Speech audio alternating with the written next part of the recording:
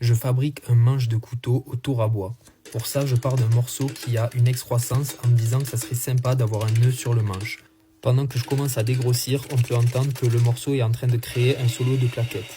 Je prépare le morceau pour le mettre dans le mandrin comme d'habitude et je vais continuer à dégrossir. Donc sur ce genre de morceau, il y a souvent des morceaux d'écorce qui se détachent comme ici.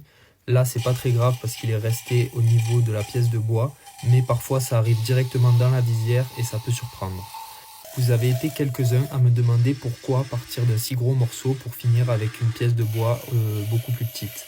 Donc je vais vous expliquer, c'est parce que sur certaines pièces de bois, je cherche à aller travailler le duramen. Donc c'est la partie vraiment à l'intérieur du bois qui est sèche et pas l'aubier qui est la partie où toute la sève du bois passe encore.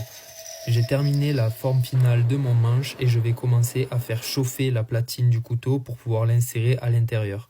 Donc j'avais pré-percé, mais c'est toujours bien de faire comme ça permet de le rentrer plus facilement.